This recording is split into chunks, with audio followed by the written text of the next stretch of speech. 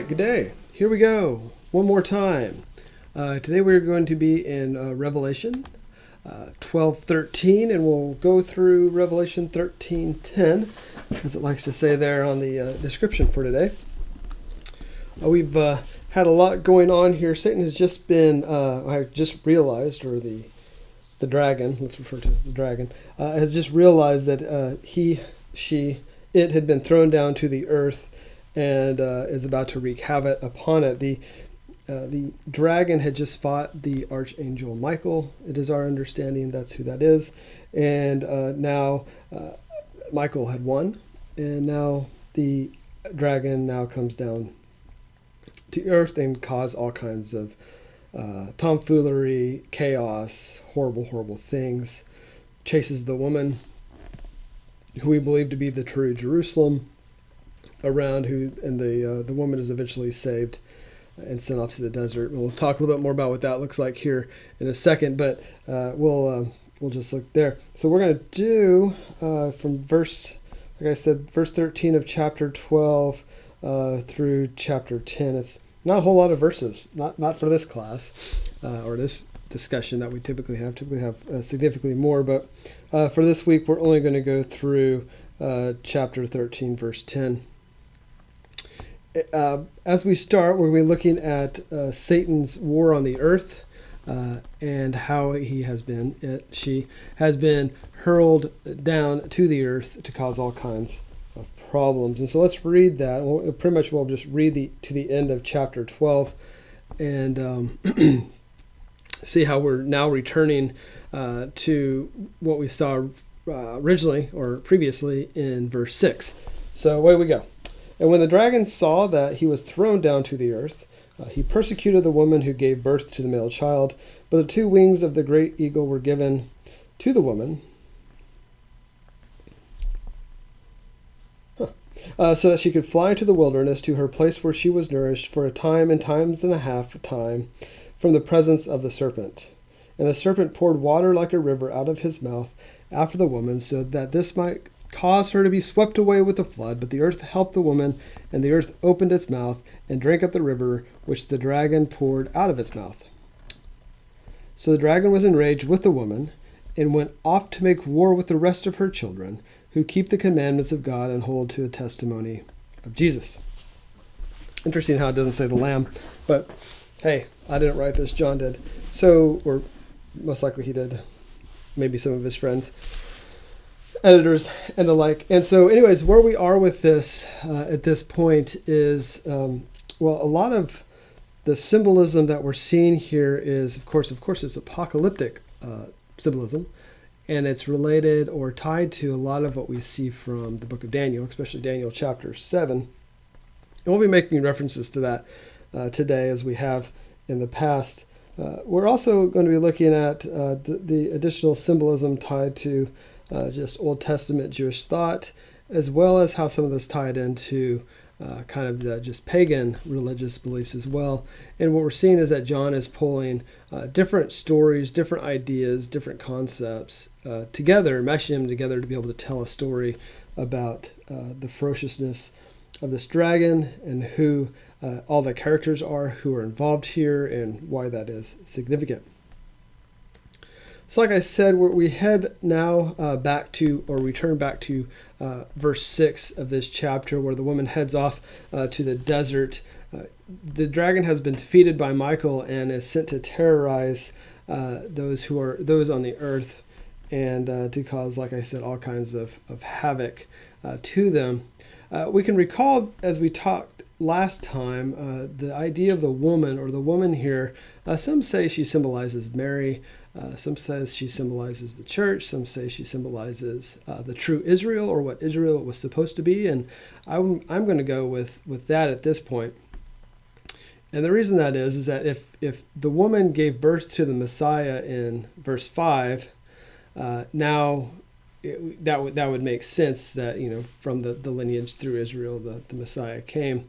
Now I could also see where you could say it could be Mary, but there's not a lot of in my opinion, evidence of it being Mary, even though there's some really neat artistic work depicting this person as Mary. There's also some depicting other things. So anyways, now the true Israel, as we'll say, or the woman, shares along with the Messiah the wrath of the dragon.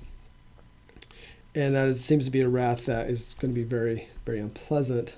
Recall from the Gospels that those who follow are connected to Christ or the Messiah are persecuted much like he is. And Jesus even says that would be true. There seems to be no separation between those who are faithful to Christ and Christ when it comes to Satan's wrath or evil, or what evil tries to do to people. Satan is, the word from regarding Satan means his adversary, and we get that from Job, and we get that from other parts of the Bible as well. And pretty much it is the opposite of what God is. So if God is good, then Satan is evil, and we many times have to personify good and evil in order for us to make sense of it, which is why we a lot of times make Satan to seem much more than what personally he is, when actually it's just not just, but it is many times depictions of evil in systems, evil in society, evil in the structure of society, evil within humans ourselves, and many times we like to lay blame it was Satan's fault when in fact it is actually just the fault of sinful humans, and how that's kind of compiled over years and years, centuries. And so anyways, this evil continues to build up, and it gets worse, and it becomes personified. And I'm not saying there's not beings that are evil. There absolutely are, based on my understanding of demons and stuff like that. But I think sometimes we put a little too much emphasis on the person of Satan, when actually there's just a lot more evil just going around this earth that is separate from that. Otherwise, if we put Satan at this level of power, we're now dealing with two gods, right? We do have an all-powerful God, the God of Israel, the God that we believe in, but then you kind of make Satan a god too if he's actually literally fighting God at that level. And so that's just one way to look at it. Take that with that as you want and what you will. What we can know from what we're seeing here, this is the Exodus story. The Exodus story is actually woven throughout this part of the book. Much like Pharaoh pursued the people of Israel as they left Egypt, the dragon pursues the woman, the true Israel. So you can look at it here. The Pharaoh, again, being a personification of evil. Could have been, of course, a historical person, absolutely, but also showing what the symbolism evil is as well. The reference to the woman's wings like an eagle points to, say, Exodus 14:8, where God tells the people of Israel that he carried the people on eagle's wings to protect them. You also see this from Exodus 1:11, which would also help us understand that the river that the dragon spews out to capture the woman, much like the Pharaoh did when he wanted to drown all the male children of Israel, if you remember that story of Moses, the use of water to kill the people of Israel. Number 16, 31 through 33 reminds us of the story of the men of Korah who were swallowed up by the earth and went down into Sheol. It's a whole other lesson in itself. We can see here that the major theme of this section or group of verses is about the hatred of Satan has towards the church based on his hatred for the Messiah, or evil's hatred, or evil against good. We know this to be true based on what Jesus told his disciples in John 15:21. They will treat you this way because of my name. Those who are evil, those who are not righteous, will treat you this way because of my name. Not just this one little being, Satan, running around doing it, but evil people. People who are not followers of God, those who are not faithful. Systems, governments. And that's what John is dealing with here, is government of Rome, is the evil personified.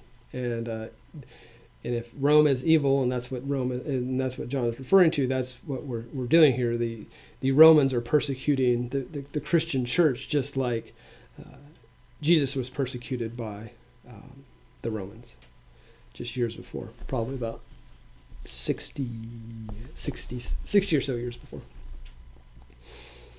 As we move forward here, we have verse 14. The woman is given the great eagle's wings, not the same as what we see in chapter 8, verse 13.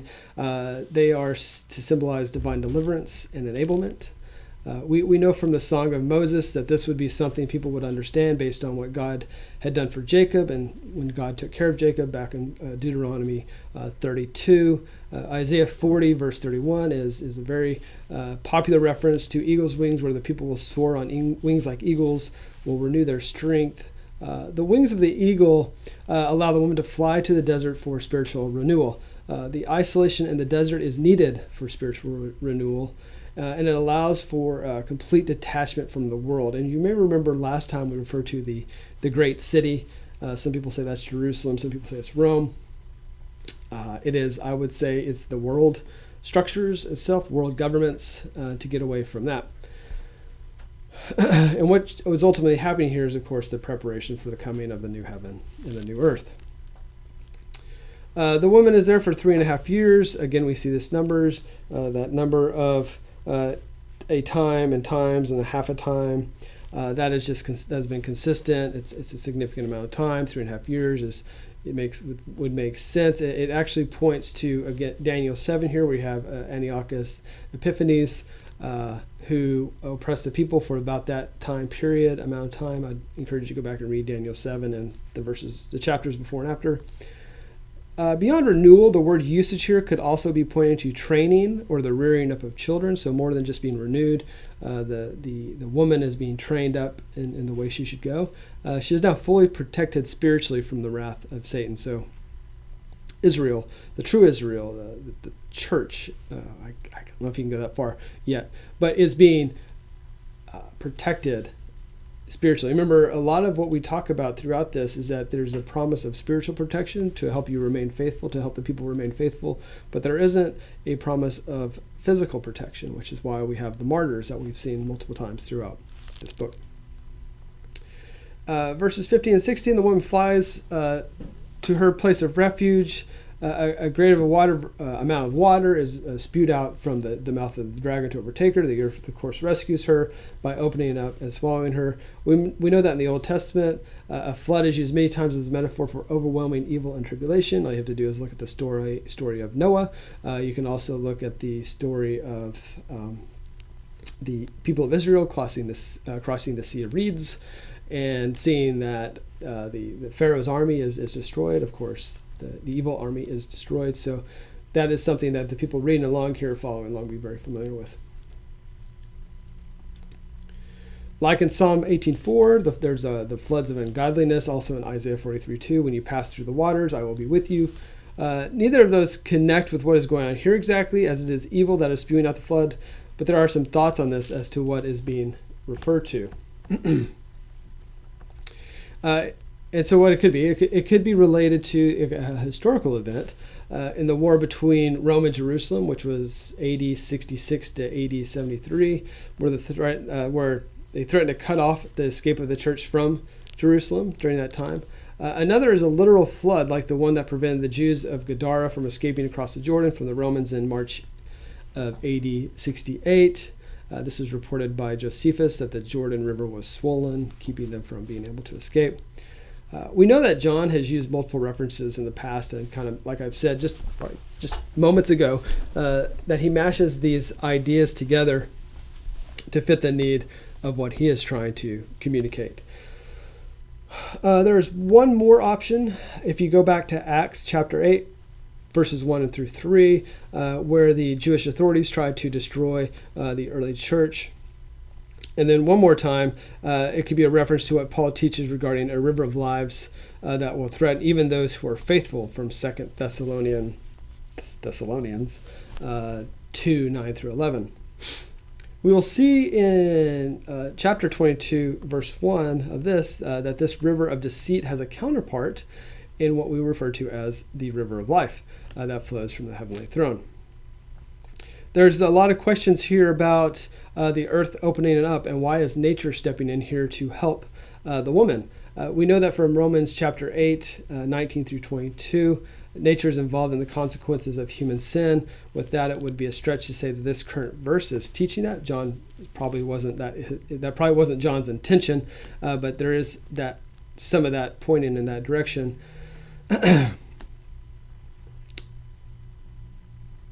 Most likely, it could be looking at a reference to how some rivers in part of Asia flowed underground, much like the Lycus River near Colossae would. Again, another good reason to know the context before making any conclusions.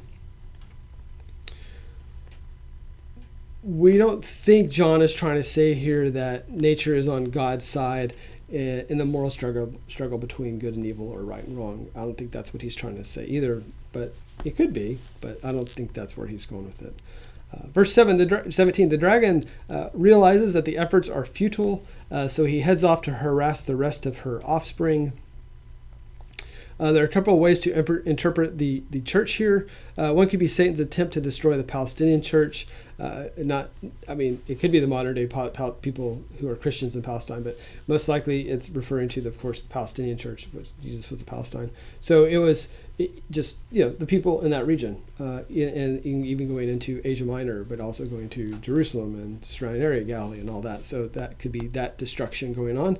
It could be pointing to the rest of the offspring being Gentile believers throughout the empire, which is very possible at this point based on how many years in we are into the first century church. The other to be, and most probably, is believers in general, as distinguished by the male child in verse 5 and in verse 13. They are brothers and sisters in Christ, and that's who is being chased around here. These are the faithful ones who are obedient to Christ. And so you see that as we go through here. So he's off to go. He's enraged. He's off to go after the children, and especially those who are righteous and holds the testimony of Jesus. And of course, we know through that a lot of bad things would happen. Look at us as we continue to move through this so quickly, because now we're going into chapter 13.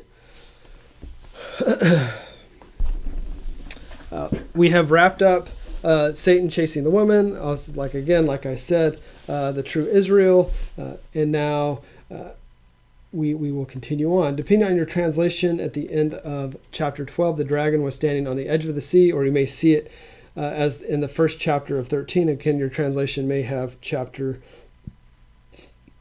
13, verse 1 being actually the chapter 12, verse 17, or vice versa. It could be first one. Doesn't matter. But I bring things like that up. Why do I bring things like that up? I bring things like that up to let you identify and know that there are different translations out there, different editors who have, and interpreters who interpret the scripture a little bit differently.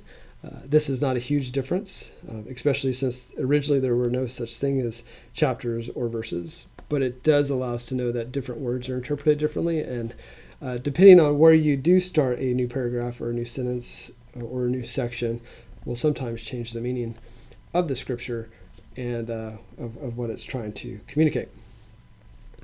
I don't think that's really happening here, but it's something that has been noticed. So we note it here. It seems Satan on his own could not take out the woman and her offspring, so we're now going to be introduced to two beasts. Today we'll only be talking about from the beast from the sea, and next time we'll talk about the beast from the earth. And this will allow all three can make war on the woman's offspring, or the church. As with apocalyptic literature, they are considered beasts and are quite gruesome to keep the theme going, and that's how apocalyptic literature works. That's how mythological literature works, is where you have these horrible, hard to describe, very hard to even write or draw out types of beast. We'll first meet a seven-headed sea monster, one head that has been mutilated by a sword. As we'll see, the beast will be able to wreak havoc on the saints for 42 months. He is also allowed to blaspheme God, and there will be more detail to come. The second beast that we will learn will come from the earth. He is less terrifying, but able to deceive people with fun and fancy miracles. This is the beast that forces people to get the mark of the beast.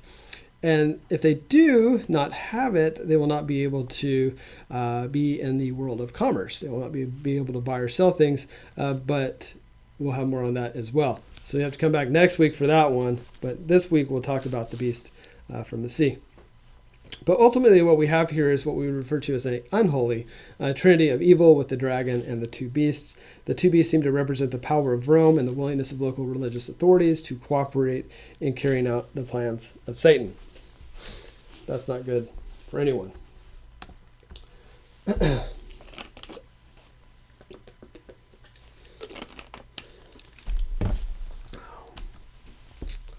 All right, before we get too far along here, let's see where we are. So we will read, I'm just going to help and read the entire Beast of the Sea or Beast from the Sea verses. That's 10 verses, and then we will jump into it. And again, as we read through this, keep in the back of your mind the other apocalyptic piece of literature that is relatively popular, and that's the book of Daniel, and see how there's some similarities, especially the descriptions of the beasts. And you can see that John was influenced by some of that as we go through this. And the dragon stood on the sand of the seashore. Then I saw a beast coming out of the sea, having 10 horns and 7 heads on his horns. And on his horns were 10 diadems, and on his heads were blasphemous names. And the beast which I saw was like a leopard, and his feet were like those of a bear, and the mouth like the mouth of a lion. Remember the likes? We're back to likes, just like we've talked about in other verses before in the past. There are likes. He's trying to do as best as he can to do this. And the dragon, because remember, this is about the experience, not about the specifics, the analyzing it. And the dragon gave him his power and his throne and great authority. So the dragon the beast on his own accord did not have the power to do what he was about to do. I saw in his heads as it had been slain, and a fatal wound was healed, and the whole earth was amazed and followed after the beast. They worshipped the dragon because he gave his authority to the beast, and they worshipped the beast, saying, "Who is like the beast, and who is able to wage war with him?" There is given to him a mouth speaking arrogant words, and blasphemies, and authority to act for 42 months was given to him. Again, we see 42 months, or also known as time, and half a time, and times and time and half a time. And he opened his mouth in blasphemies against God to blaspheme his name and his tabernacle, that is, those who dwell in heaven.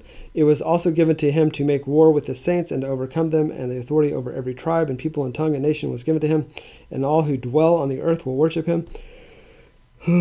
Everyone whose name has not been written from the foundation of the world in the book of life of the Lamb who has been slain.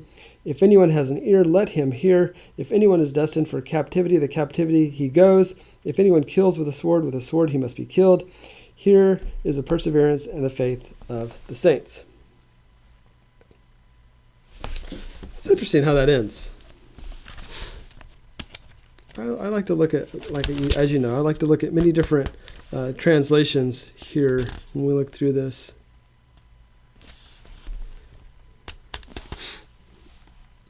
Here is the perseverance. I like the other one. This requires. I think this is better. Instead of here is the perseverance and the faith of the saints, this net translation says this requires steadfast endurance and faith from the saints. I think that seems a little cleaner for what we're trying to get here.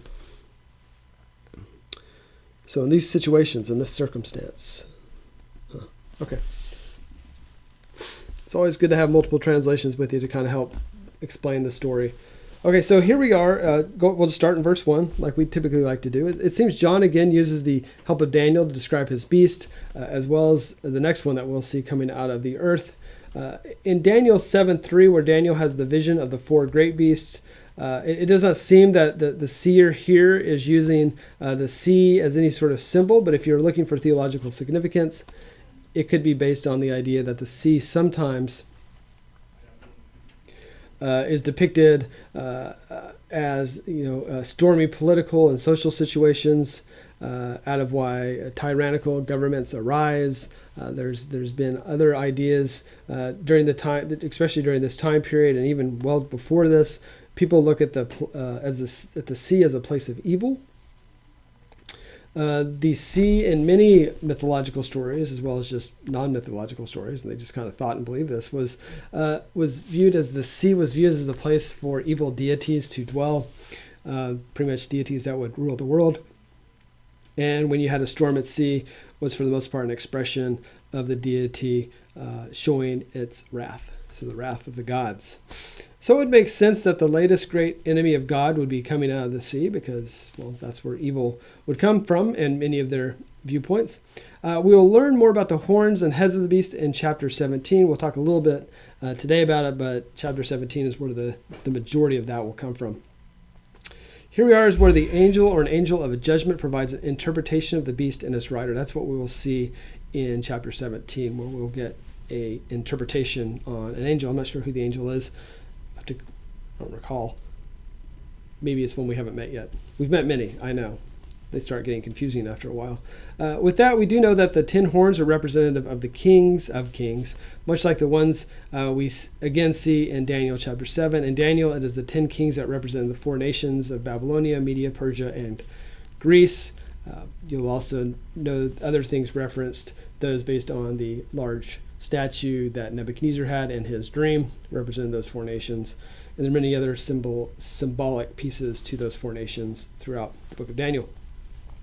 What we'll see in chapter 17 of Revelation, the 7 heads are to be the 7 kings. I know we can hardly wait for that, but you will have to because that's a couple weeks away. We do know from here that each head has a horn with a diadem or royal crown shown for authority. Again, these are not crowns of victory like we've seen in the past. These are crowns of authority or perceived authority. And what you'll also notice here is that the crowns are not on the heads, the crowns are on the horns. And the reason I would say is it possibly represents authority based on brute force. It has just forced itself into authority. It was not earned in a good way, but was pushed upon the people, that level of authority. Please do not think too hard about the actual look of the beast. Like I've said before, it's really hard for John to be able to, he's describing it the best way he can. John provides quite a bit of variation in his description, and it would be hard to really even determine how 10 horns would look on 7 heads. So you can try to draw that out, and the person next to you is going to draw one out, and the person next to you is going to draw one out, and it's all going to look very different, just because that's how our minds work and imaginations work. This is not prescriptive. He's just providing some description of what he is seeing, and who knows what, bits. Anyways, based on the 7 heads, some would say that the beast is a mirror image of the dragon, reference to chapter 12, verse 3. Not sure why there are 7 beyond the possibly the idea of course, completeness, which is something we know from apocalyptic literature, that 7 is used for completeness, also used for perfection. This would make sense, I would think, as the ultimate and powerful enemy of the believing church. So there you have so 7 would mean the ultimate here. So you have the ultimate evil, the ultimate enemy against the church. So the idea that anytime you get the number 7 or 777, I know there's a lot to that, but 7 can also represent it represented more than just goodness, or the sign of God, or whatever that is. But 666 sign of beast, which is incomplete. So much history, so much baggage. The names of blasphemy point to the ongoing and increasing desire of Roman emperors to be named as deities. There are many of them. For example, Augustus wanted to be known as Divus, or one like the gods. Nero was referred to as a savior of the world. Whenever he would mint his coins, that's what he would put on them, or have them put on them. The Roman Senate regularly declared deceased emperors as divine. Domitian had his own issues. He would want it to be known as Dominus et Deus Noster, which means our Lord and God. And so these guys were really high on themselves and really wanted to be known as deities, and people would worship them. And of course, if you didn't, you'd get killed, which is a huge issue that John and the church are dealing with, and is being brought up here. But as believers, because they're getting martyred, and the faithful ones realized that it was only God they were to worship and serve, and not the mortals. The Thus, the title of divinity for mortals was an arrogant blasphemy. As we go through the ongoing description of the beast in the next several verses, we'll see that John is putting together the description of the Roman Empire, who is, at that time, the ultimate persecutor of the church. So, the seven-headed dragon. The Roman Empire came onto the land from the sea when invading the eastern Mediterranean. So that could be that depiction of the seven-headed dragon coming from the sea. That's Rome coming from the Mediterranean. The Roman Empire, as it grew its imperial power, claimed a religious sanction for what it did to people. Yet we can stop there. It was more than just the Roman Empire. John is pulling what he knows from the current situation, but at the same time, he seems to know the complete fulfillment of the situation awaits the final consummation of human history. So John is dealing in his current historical context with what he knows, but it seems he also knows that there will be this ongoing evil, this ongoing persecution of the church beyond just his time and time until, of course, the end of human history. The beast as we know it will always be an intense manifestation and deification of secular authorities, so of governments, of systems, and that's what we see here. It is what we know to be counterfeit and self-centered, believing it to be fully autonomous, expecting total allegiance and praise. And that's what you see from a lot of governments, and not just today, and not in the future, but since the beginning of time, there has been that desire for those in power to believe that they're fully in power, they're autonomous, they're expecting allegiance, they're expecting praise. Not all, of course, systems of power, but many do, and many have, and there's just history just points to that over and over and over again. You could probably list several of those situations going on today, but you could also list several situations that was like this 200 years ago, 100 years ago, 50 years ago, 25 years ago. So as we look into verse 2, the beast continues to be described, and again looks much like we saw in Daniel 7. Daniel sees the winged lion, a bear with 3 ribs between his teeth, a 4-headed leopard, and a terrible beast with iron teeth and many horns. Those are, of course, depicting the nations that were going to attack and take out Israel. It seems here that John is combining the 4 and setting them up as the Antichrist. The epitome of bestial opposition to the seed of the woman is what we're seeing here. And so John is kind of putting all that evil together to be able to explain this current evil that they're dealing with and how it's going to continue to harass them. John would combine the powers and the evil of the 4 nations from Daniel so that he believed that Rome was just as satanic and terrible as those previous 4. Think of it as the sum total of all evil of what he is trying to depict here. Some would provide some additional details specific to each animal, where you have the fierce cruelty of the leopard, the slow crushing power of the bear, the dreaded fierceness of a lion. You have all that thrown in here as well. Again, it's less about the description and drawing it perfectly and more about the point John is making, that the beast is terrifying and utters blasphemies against God and persecutes those who are faithful to God. That's ultimately what John is trying to say here. He could really care less what the beast looks like or what you want to draw or try to explain to people. It's more of like, this is evil, it's terrifying, and it's persecuting the people of God. We have to also remember here that the beast only gets his power from Satan. It is only able to rule the way it does because of this authority. If the beast is Rome, which it is, we can see how Rome had an unholy alliance with Satan and was doing the work of Satan to help Satan destroy the church, or the evil one, the adversary, to destroy the church. You may find it odd that John had such a distaste for Rome after reading works from Romans and 1 Timothy and 1 Peter. What we know based on the timing of this book, the relationship with Rome and Christians had deteriorated significantly.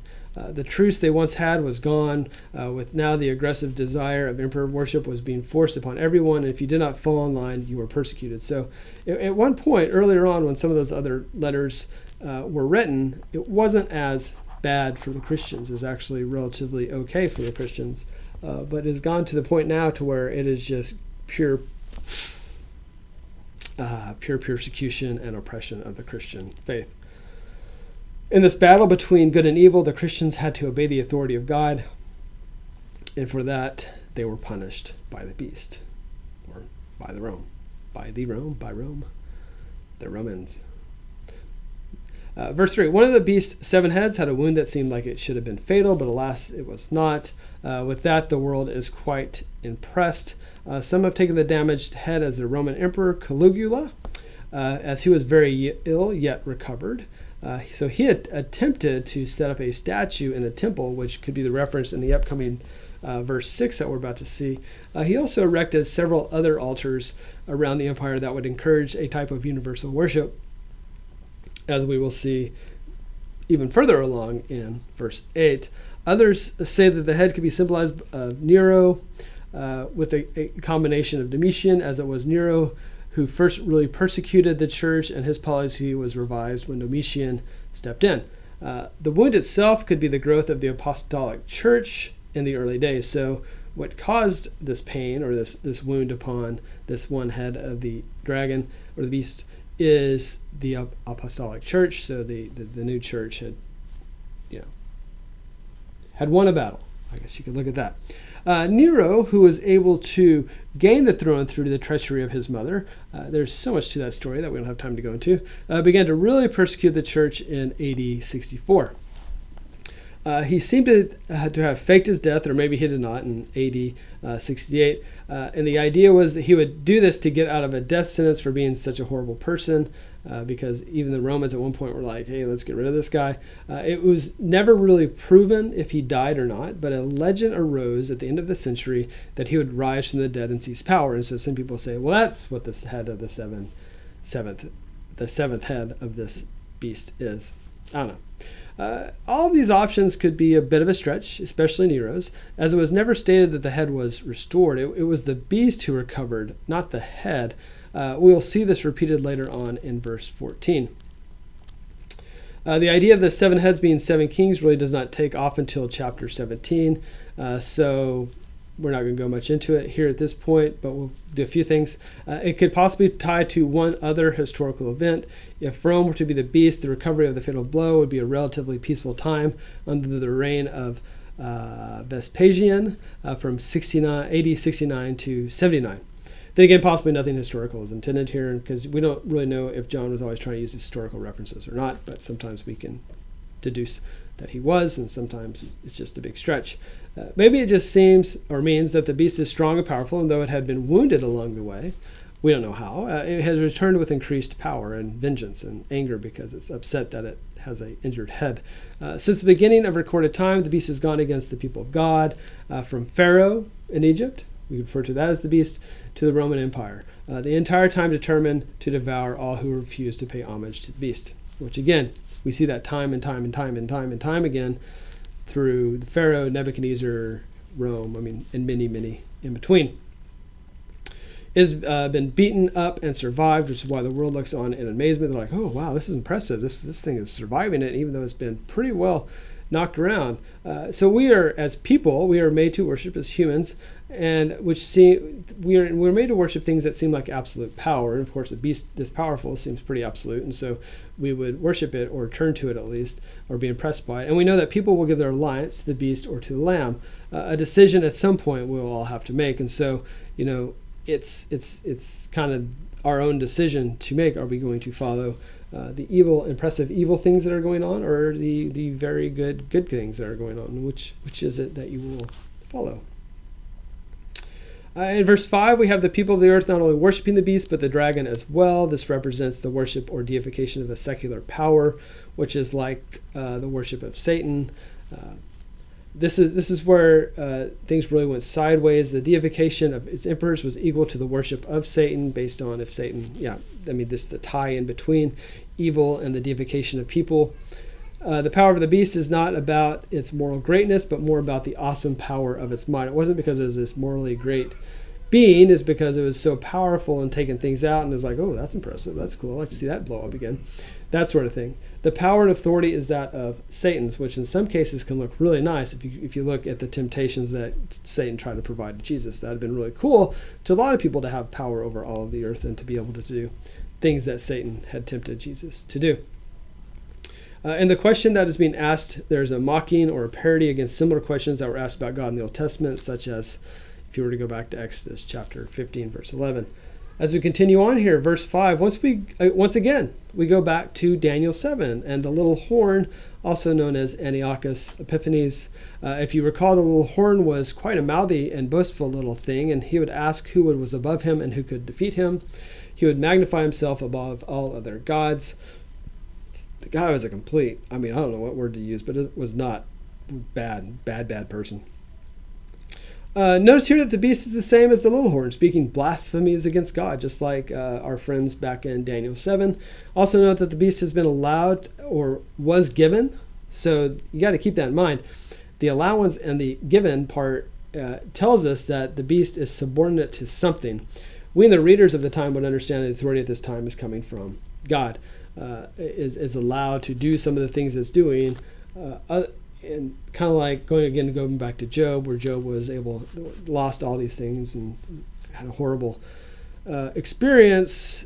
God allowed it, ultimately was in control of it, which is hard for some people to digest how this works. But ultimately what we can see from here is that God is ultimately in control and can see well beyond anything that we see and knows the best path forward. At least we have that faith, or many of us have that faith.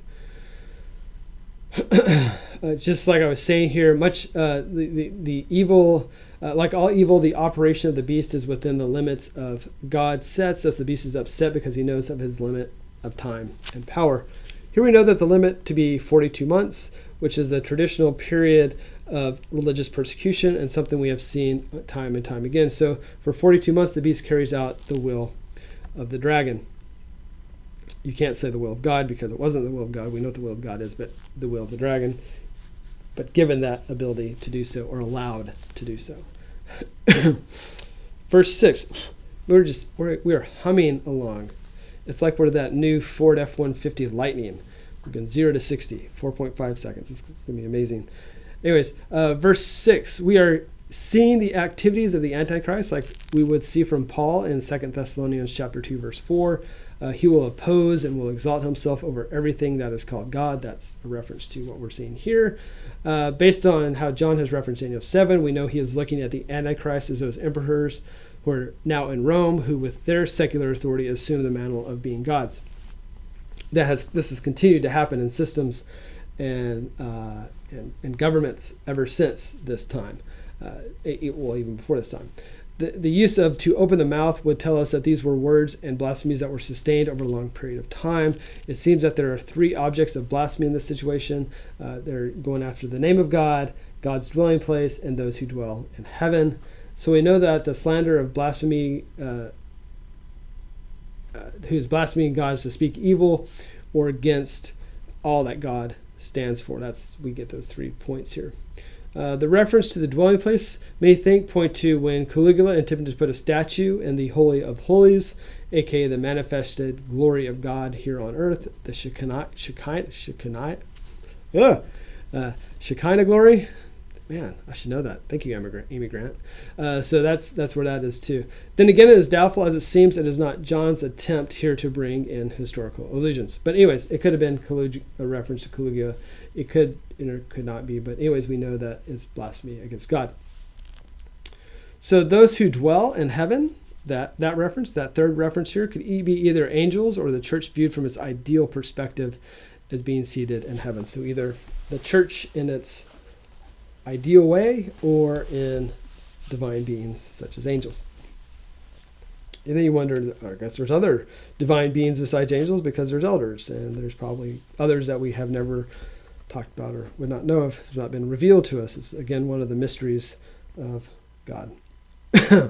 Verse 7, as we move forward, we are given a description of the type of authority given to the beast to be able to make war against the saints, as well as to demand universal worship. The first part of this verse goes back to Can you guess it? Yes, Daniel 7.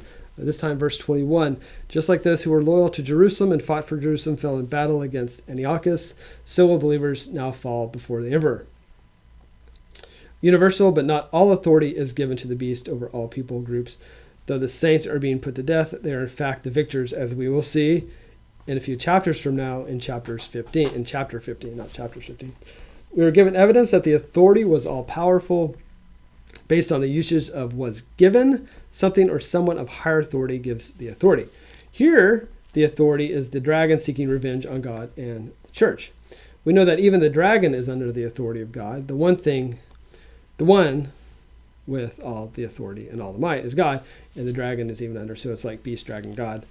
But not that God is evil, which is hard for some people to understand. Not some people. I hate when people say some people. Well, some people don't understand that. It's in cases, it seems it's odd that God would allow this to happen. And it is. But at the same time, God is trying to get people to seek him. And sometimes it's a little hard for us to do that. And so we have to have some hard stuff happen for that to happen. And this is, I guess, one way to depict that. So we can look at this here as a testing of faith. So those who had become martyrs or who would be willing to give up their lives rather than their hope in God. And that's kind of what we're pushing towards too as we go through this. Verse 8, all the world, but those who are written in the Lamb's book of life will worship the beast. Jesus spoke of this beast or the Antichrist that would come and deceive even those who seem to already be elect or in the Lamb's book. We get that from Matthew 24:24. Remember, at this point, the Roman state believed it had religious significance and the emperors had become deified. We're seeing the ultimate perversion of secular authority, which again continues to this day, with the desire to be worshipped, or better said, to demand to be worshipped, because look at all the great things we are doing for you. And that could be part of what's happening here too, is that the beast wasn't just doing like mean, evil things, but was also kind of doing some really neat things. And people were like, oh, that's impressive. Oh, I think I'm going to go follow this guy and worship this because it's impressive and neat. And it's benefited me in some way, but is really not that much of a benefit, but it seems like it is. And anyways, that's a lot of logic there. The very thing that Jesus was tempted by in Matthew chapter 4, 8 through 10 is now happening at the consummation of human history. All the power over all the earth. The reference to the creation of the world is brought up 10 times in the New Testament. It is a reference to the creation in the visible sense. Jesus speaks of a kingdom prepared since the creation of the world. Paul also brings up believers' election before the creation of the world in Ephesians 1. So this is all going back to what we're seeing there in verse 8. Based on how this is written, was the writing of the believers' names or the death of the Lamb that dates from the creation of the world. It's kind of sometimes a little bit hard to figure out what it is, how this is all written or how the was written. Well, let's just read it again. Whose name has not been written from the foundation of the world in the book of life of the Lamb who has been slain. It is believed that the faithful protected are guarded by their election in the Lamb's book of life. They're protected from the misleadings of the Antichrist. I think we can take that from this. To help us with this, we might need to look at the Greek syntax and treat it as the Lamb that was slain from the creation of the world, which would tell us that the death of Christ was a redemptive sacrifice decreed in the councils of eternity, because that all makes that's just crystal clear. With all that said, we must note from chapter 3, verse 5, that one's name could be blotted out of the book of life, telling us we must hold fast in times of trial and deception from evil. So there is that ability and tendency for that to happen if we are not those who remain faithful in God. We get a very famous Jesus quote as we start going into verses 9 and 10, and then we'll wrap up for the day. We have quite a statement that is about to be said, and we of course know this based on the hear this, or like those, if anyone has an ear, let him hear. And then this one, I should just read more out of this one today. If anyone has an ear, he had better listen. That is definitely true, because something very important is about to be said. The seven churches, when those letters were written to the seven churches earlier on, had also something very similar written in their letters. The text here could be a bit confusing, and to our modern ears seems a bit terse about how it is being written. Depending on your translation, you'll be able to see who is taken captive and killed by whom. We see, if you were to use the New International Version or the NIV in verse 8, that it is those whose name is written in the book of life. There's a certain grim reality that lies ahead of the believers, that they will face death, and they will be taken into captivity, and many of those will face death. And so that's a pretty grim reality of the early church there in Rome. And to be honest, is a grim reality in many churches around the world today who deal with very similar sort of issues. Much like Jesus met his death through the hands of an evil secular power, Rome, they will face the same end result today, just like people today face their end through the hands of an evil secular power. Don't need to name anyone or nations or anything because that's not relevant here, but we can know that that's just kind of natural of how things have happened and how they've played out. The Greek here is very strongly suggests the inevitability of the persecution and the death for those who are faithful. They must loyally endure is what is being said here. This set of text here sets the tone of this entire apocalypse. They must endure the pain. They will soon faith. They must hold fast or hold steadfast in their faith in God. They must remain faithful in God. When the inevitable happens to the church, the believers will need to meet it with a steadfast endurance and an unwavering faith. So that's, again, John is trying to communicate that to the people, to give them hope, a hope of a future. John is preparing the people for what is to come. It will be to their advantage to be fully informed of the increased activity of Satan, which John is trying to provide to them. It's something for us to know as well, that we will be continually attacked by evil forces, tempted by evil throughout our lives. And that's something that we work with, and that's why, of course, we have a relationship with God, and we have a relationship with a community of other believers in order to work through this evil, in order to work through our faith, in order to come closer to God, remain faithful in God. There's a view that God will remove people from suffering, but that is not what is being written here. They instead must understand there will be suffering, and with that they must have patient endurance and faithfulness. Again, that's why we pray. That's why we have a community with God. That's why we have a fellowship of saints, of believers who come together to be able to keep each other strong and faithful. That's where we are. Next week, we will begin with the beast from the earth, which is chapter 13, verse 11. We'll run through the rest of chapter 13. We'll go into the Lamb and the 144,000 on Mount Zion in chapter 14, and probably do, let's see, what is that? Probably do all of chapter 14 next time. And then we return to heaven in chapter 15, but that won't be next week. So the rest of chapter 13 and all of 14 next week. I hope everyone has a good rest of their day. Thank you.